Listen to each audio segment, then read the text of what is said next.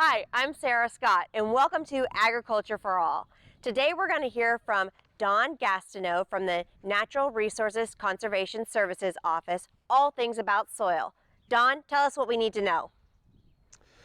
I'm Don Gastineau. I'm a soil scientist with the Natural Resources Conservation Service. I'd like to visit with you a little bit today about soil. Healthy soil is kind of like skin for the earth, and like our skin protects us, soil protects the earth. It's also a very important part of all the food that we eat. It impacts the air that we breathe, the water that we drink. Soil's one of those basic things that in a perfect world we can take for granted because it's just doing its job quietly. Well, let's think a little bit about what that job is. A healthy soil is full of life. The microbial population of a tablespoon of soil is about equal to the human population of the earth. So there's just a lot going on in the soil. Some of those microbes in the soil take waste and convert that waste into food for plants. Some of the microbes, there are bacteria. This is a soybean plant, the remains of a soybean plant from last year. And the roots of this plant, if you look closely, there are bumps on this main stem.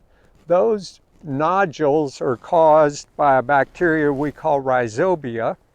Rhizobia has kind of a partnership with the soybean plant. The rhizobia takes nitrogen from the air that's in the soil. It converts that nitrogen from the air that the plants can't use into a form the plants can use, and the plant in turn provides carbohydrates or sugars for the bacteria. So it's a relationship that benefits both the bacteria and the plants, and oh, by the way, it benefits the producer that's growing the soybeans, because the soybeans now are getting the bulk of their nitrogen without the producer having to apply commercial fertilizer to the soil. That's different than most of the grass plants that we have to provide fertilizer to. Well, in addition to providing food for the soil, food for the plants, some of the larger organisms like earthworms, and maybe we can find some here. This is a chunk of soil that I dug just this morning from this field adjacent to us here, and I wanted to point out a couple of things. There may or may not be earthworms in the soil. I don't see any. There was one when I dug it earlier, but earthworms eat dead plant material. It may be dead roots, or it may be some of the litter we see on the surface of the soil. All of that plant material has carbon in it, which as it decays, it releases carbon dioxide, which can impact the climate. If earthworms or other bacteria or microbes break down the soil, break down the plant material, it actually converts that plant material into organic matter, which is a stable sink of carbon in the soil, which can benefit the environment as far as reducing the amount of carbon dioxide released to the atmosphere. In addition to that, it also improves some of the qualities of the soil that allows water to enter the soil more easily, which means there's less runoff from the surface of the soil, and surface runoff causes erosion.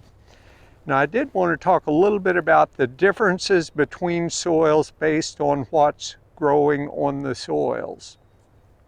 So this is a cropland soil. It's been cropped for years and years, and it's kind of wet, so it's hard to see the structure real well. breaks apart in fairly large chunks though. This other piece of soil that I dug from grassland on this same property, first of all, it's not as wet, but you also see it has this crumb or granular structure. That allows air and water to move freely through the soil, which is good for everything that grows in the soil. If you get a hard rain and the water all goes into the soil, there's less erosion that takes place on that particular farm. There are some things that we do to mitigate erosion when it does take place, and one of those things is putting terraces and waterways. So if you can look over my right shoulder, you can see a terrace that comes across this field. So if there is soil that's moving with the water that's running across the surface of the field down towards the creek that's behind us, it gets caught, some of it in the terrace channel, and then that terrace outlets into this grassy area before it gets into the stream. This stream enters into Rock Creek, which enters into the Neosho River that ends up down at New Orleans. Now, they already have enough sediment in the Gulf at the mouth of the Mississippi River without any more from a farm in Neosho County. So if we can do things like filtering the sediment out of the water as it's running across grass, that helps reduce that sedimentation.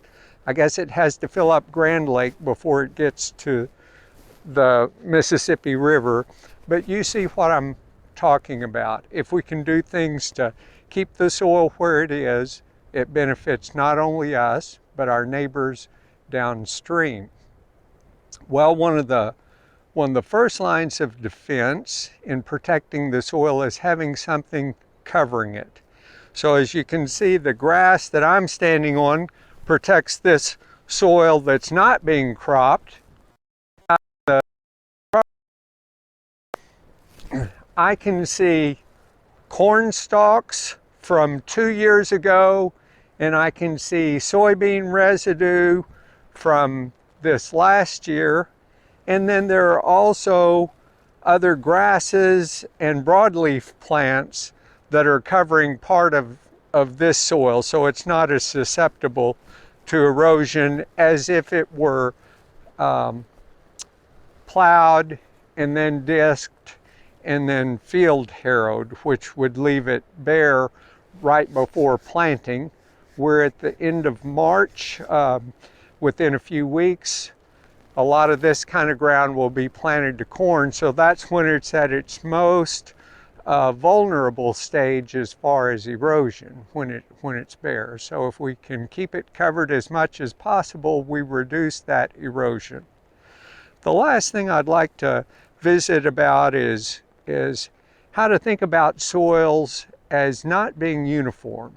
Soils are kind of like people in that regard. We're all a little bit different. We can predict something about soil by where it is on the landscape. So if you look off to the direction I'm pointing, you see a hill, there's steeper soil up there.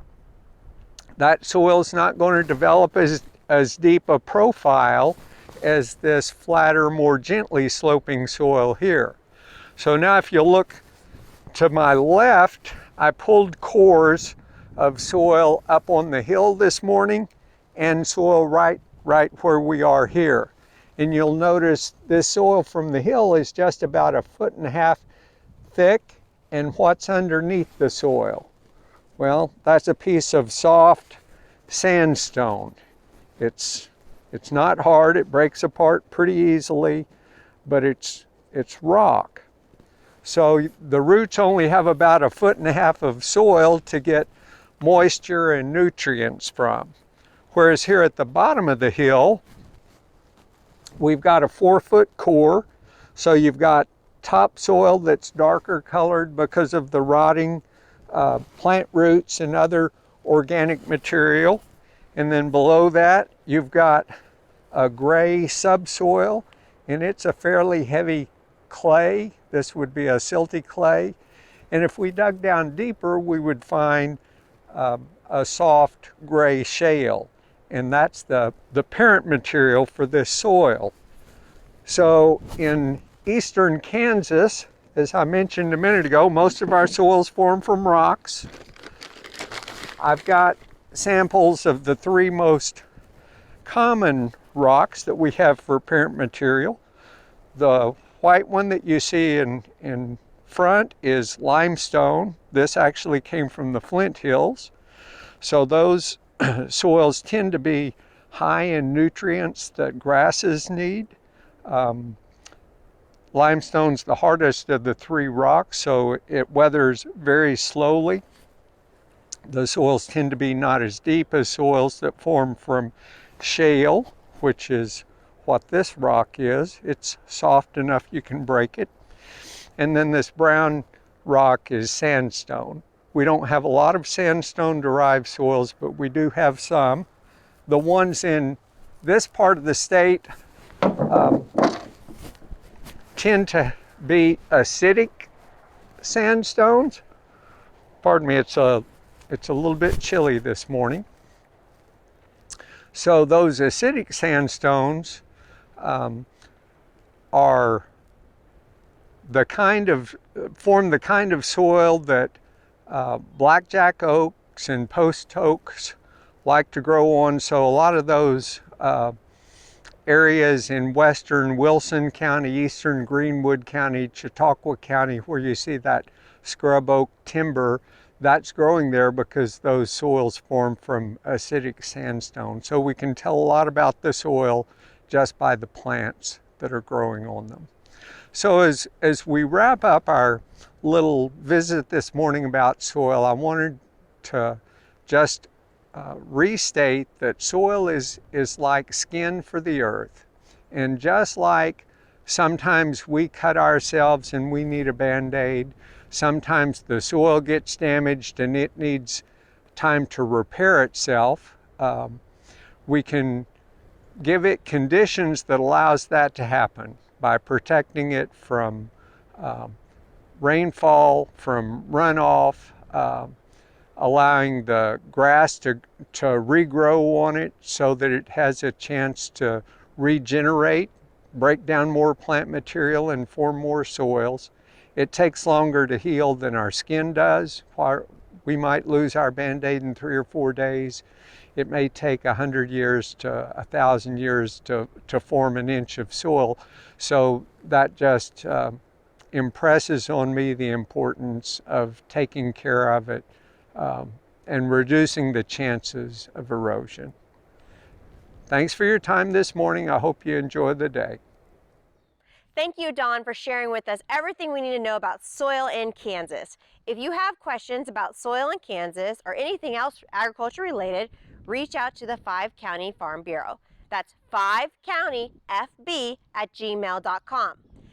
Thank you for watching today. On behalf of the Crawford, Labette, Neosho, Wilson, and Montgomery counties, we appreciate you joining us.